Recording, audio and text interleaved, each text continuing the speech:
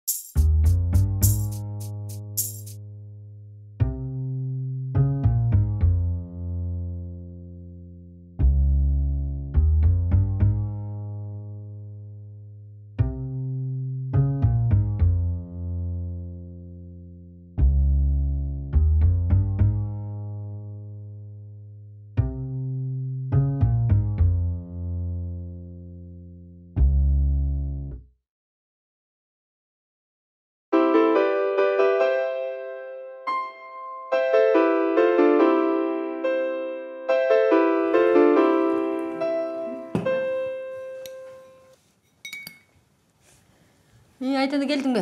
Турдуңбу? Келе кой, чай ич. Атамдар кеттиби? Ой, сен тура элек деле атаң менен Байкиң жумушка кетип калышты. Кандай эс алдың? Жакшы. Жеме, жакшы эс алып алып 1-2 күн болсо дагы. Деги канча күнгө келдиң?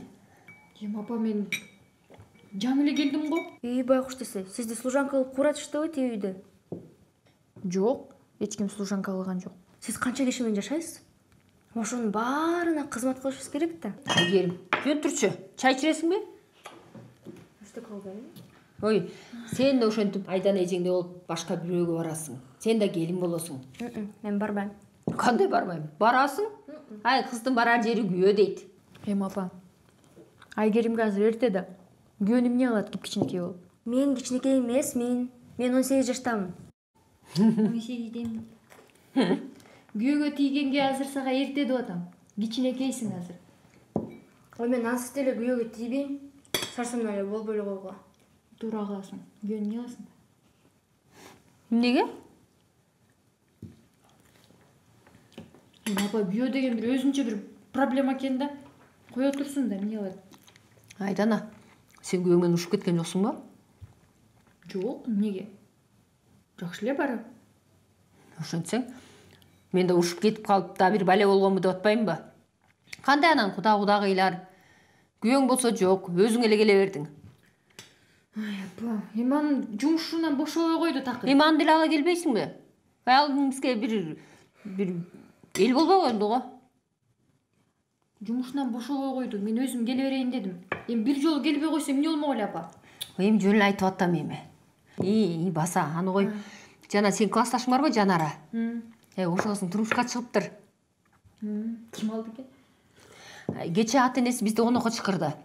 Эми бардык. Эми үй келет.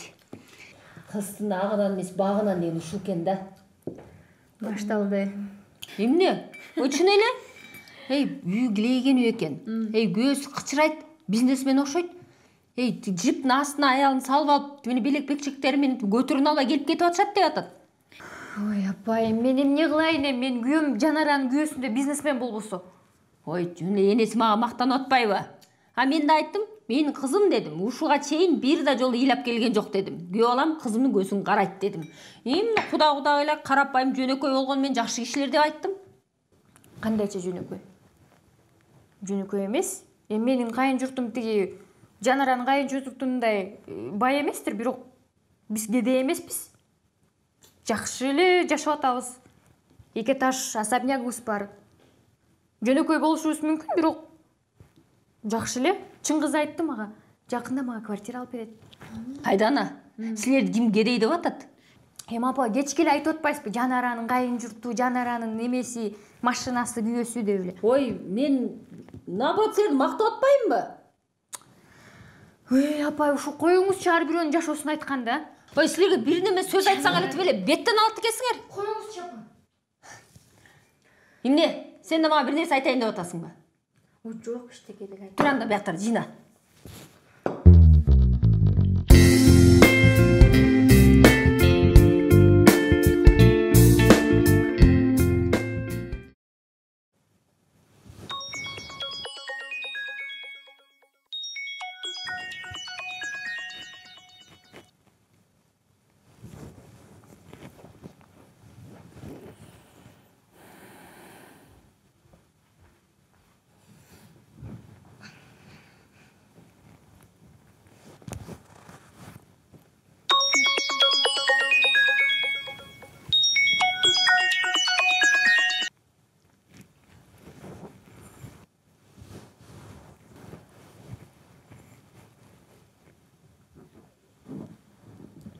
Айдан эже, апама тарын бөлүп коюңузчу.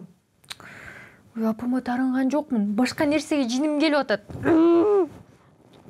Не болду? Кимге жиниңиз келип атат? Билбейм, Айгерим. Мен үй бүлөлүк жашоого даяр эмес окшойм. Чыңгыз экөөбүз тең даяр эмес окшойбуз. Кыскасы эч нерсе билбейм. Эмне жездем экөө урушуп кеттиңерби?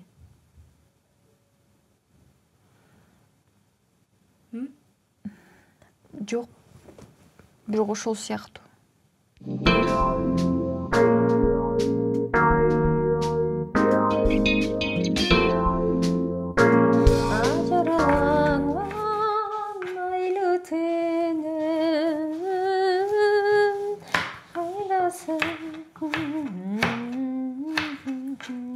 Апа, тамагыңыз качан бышат? Ой, жаңы эле баштадым. Аз бир аз чыдай турула бат эле бышыра салам. Үйдө жүргөн кандай сонун, апа? Айтпа. Ата эненин үйүнө эмне жетсин? Бирок бара-бара кыз балага ата эненин үйү бөтөн болуп калат. Конок болуп каласыңар. Ана өзүм үйүм деп качып баштайсыңар кетип. Коюңузчу, апа, мен антпейм. Ошентесиң, убакыт көрсөтөт аны. Телефонго калды. Жыладыңдай жаштыгүнүм. Айдан эже сизге эмне деди? Эчтеке деген жок. Мейли анда. Ай кыз, токточу. Бир нерсе жашырып атасың менден. Жок, эчтеке жашыбайм. Эмне болду? Айт. Эчтеке болгон жок. Кандай эчтеке болгон жок? Билесиң да, мен баарын билип турам. Эмне болду? Айт. Айдын эжең ооруп атабы? Жөн туруңуз, эч ким оорубай эле турат. Ошентсең, жүрөмдө түшүп калды. Анан эмне болду? Кыскасы, Айдан эже менен жездем экөө Эмне ажырашып кеттирби? ажырашпай эле. Экөө бирдеме болгон окшойт, мага нормально айтпай койду. Ок кой. Байкуш кызым эмне эле болуп жүрөт десе. Ай, телефонду алып келчи, Кудайга чалайын. Чалбай эле.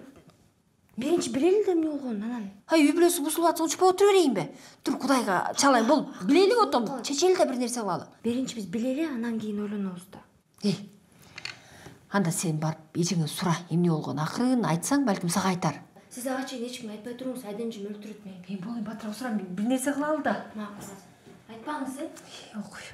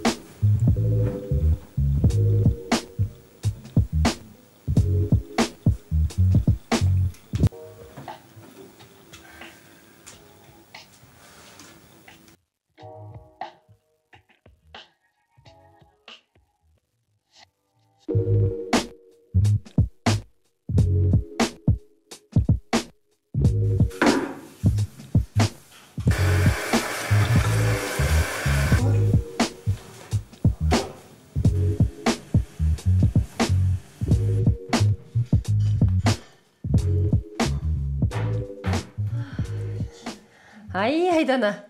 Үйдүн баарын тапса салып жыйнап контурбайсыңбы? Ооба. Үйгө келсе шашпай уктайм го деп ойлодум элем, бирок жата албайт экенсиз. Келин деген ушундай болот. Чамынып жүрүп көнүп калат. Ооба. Биздин үйдү такыр жыйнап бүтпөйсүң. Силердики мен 5 мүнөттө эле бүтүп койдум. Силердики? Силерди. Жашоо деген ушундай турбайбы? Кыз төрөлгөндө эми качан бул чоңоет дейт. Андан көрө эркек төрөлсө болмок дешет экен. Анан чоңойгондон кийин эми бул качан кетет дейт. Качан күйөө кетет деп күйөө кетиришет экен. Анан күйөө кеткен эле ушинтип өз үйүңдү силердин үйүңөр деп коет турбайсызбы? Анан кызыңар үйүңөргө келсе, качан кетесиң деп баштайсыңар, Айтпа.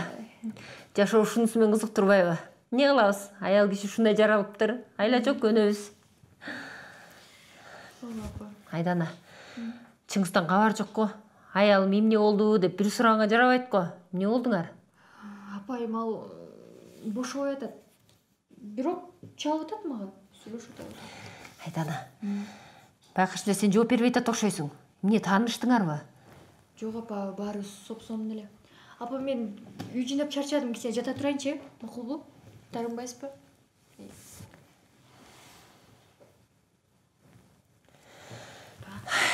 Эмне болуптур билдиңизби? Чыңгыз экөө ушуп кетишкен окшойт. Айтпай атат мага. Эмне кыласың? Билбейм. Балким сага айтар. Сен сүйлөшүп көрбөйсүң эжең менен. Макул.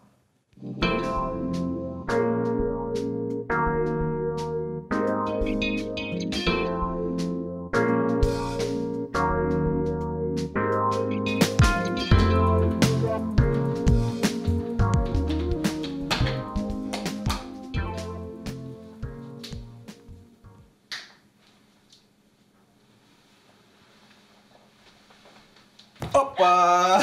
Манас байке. Сен чачып кеттиң бе? Жүрөм түшүп калды. Мындай өтө эле серьезный болуп баратсың, мындай тамашалап. Манайын көтөрүп коюнчу. Эмне болуп атасың? Кыйратасыз. Чикем мында жүрөт чикем. Кашыл жүрөбү? Чике жүрөттүр. Билбейм. Эмне келбейт ал? Же бизди тегин албай атабы? Кааласа келсин деп, кааласа келбей койсун, эмне кыласың? Сен деги мындай чикеге тарым келген жоксуңбу? Деги эле сөз чугузчу эмес элең. Анасыз. Ол. Кандайсың кызым? Жүрчү сен менен сүйлөшүү сөздөр болуп атат. Мен? Кызым сен бар, эс ала бер. Бол, бас.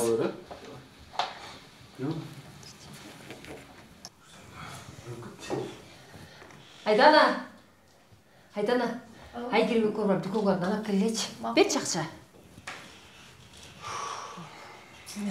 Болчу. Нан ал, калганына эмне жеңил атат? Өзүңө каалаган нерсеңерди алып чегил, Макул, иштеги деле жейм билген жок. Магазинге барып атабызбы? Бар, эжеңи көрүп дүкөнгө нанап келечи. Макул. Айгерим, ыздасын алып кел айтып коюн. Сен ыздачы келбечи эле. Мен мага сен канча сом каршысың билесиңби өзү сен? Мен сизден акча алган эмесмин. Мен Айгерим Айданага бердим. Андан сен алып аласың, билем да сен. Бар, барып келе кой. Бар. Апа, айтпаңыз, Манас байке. Бар, бол. Мен айтпаш керек, апа. Ти. Ал секретти айтпаңыз. Макул. Айгерим кет. Бол, эртерээк барып келе. Кой, эмне секирбейт? Секиртпейт, айта бербейсиң.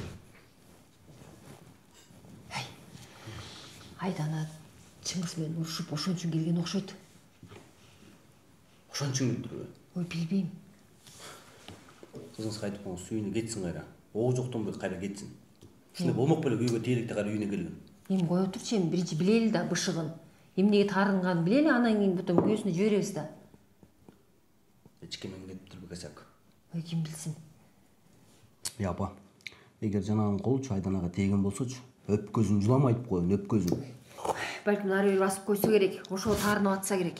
Ары бери басып койсо эмне экен, апа? Эми ар кандай болуп кетиши мүмкүн да турабы? Эй бала, эмне ары бери басса болобу?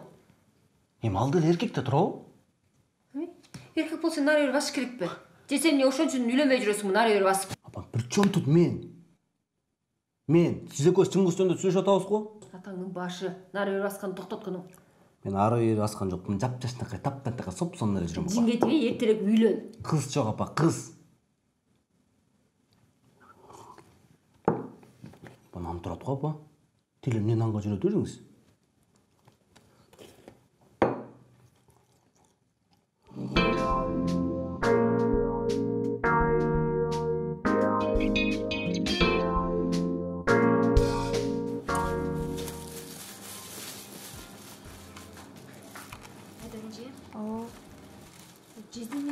ушпайсыңар ушуну айтып коечу.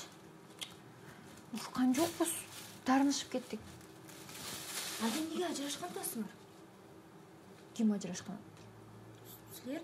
Биз ажырашпайлы. Айтып атпаймынбы, тарынышып кеттик. Каталарын ойлонсун, баркымды билсин деп кетип калдым, ошол. Анан эмне болду? бир окуя болуп кетти да. Кыскасы.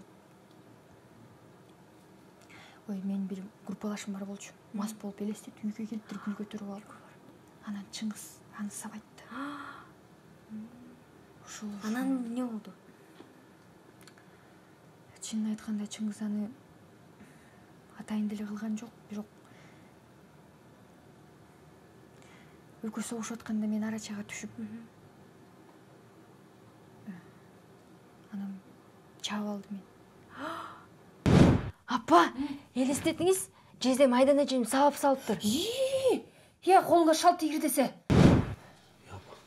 Менин кызым да акмак. Менин кызым сабап салыптыр жана Чыңгыз деген эме. Апа, сабайтты. Бытылдап сүйлөп атса, мээсин жеп атса, любой эркек сабайтты, конечно. Ушул жашка чейин ата мен бир да жолу чекеге черткен эмес. Сабап туруп жакшынакай эле жашап келатабыз ушул кезге чейин. Апа, сиз атанын кулак мээсин жакшылап жей албай атасыз да. Эгер жесеңизчи, балким мен билем. Любой эркек сабайды, бытылдап. Например, мен да болсо сабамапмын деп, сабамапмын да, апа. Любой эркек молодец, молодец. Эси жок десе, бир тууган сабат кайры молодец дейсиң да. Апа, эркектерчи, мына бири-бирибизди колдобосок, анан ким колдойт бизди, айтсаңыз? Жоголчу, башты утпай.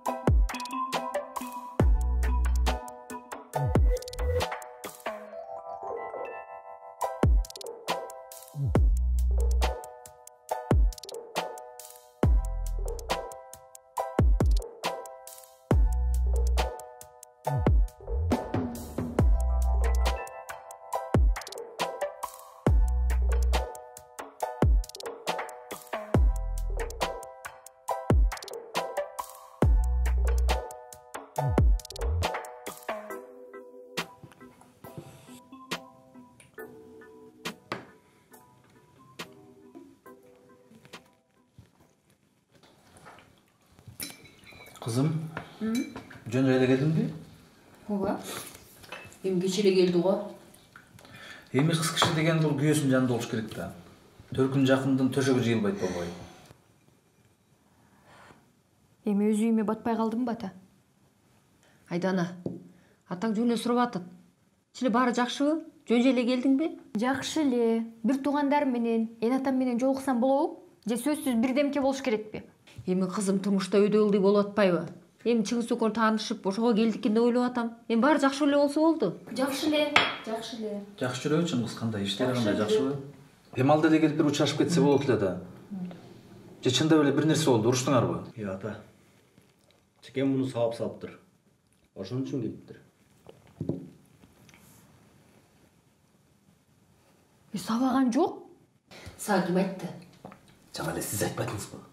Качан мен айттым? Чыңгызды мен жакшы бала экен деп жүрсө, бул кандай үйлөнөк жат кол көтөргөнү? Же мен анын ата энеси менен сүйлөшүшүм керек анда? Ата, сабаган жок. Айгерим.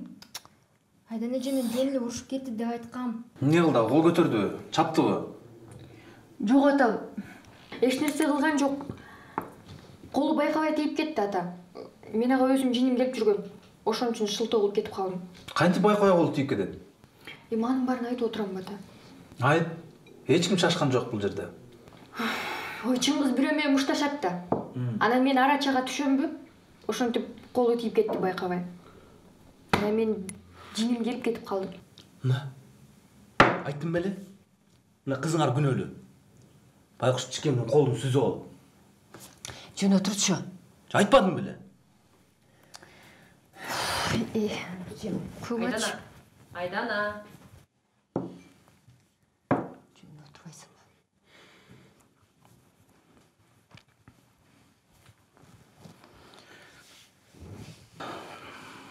Gel жақын отырчу кызым.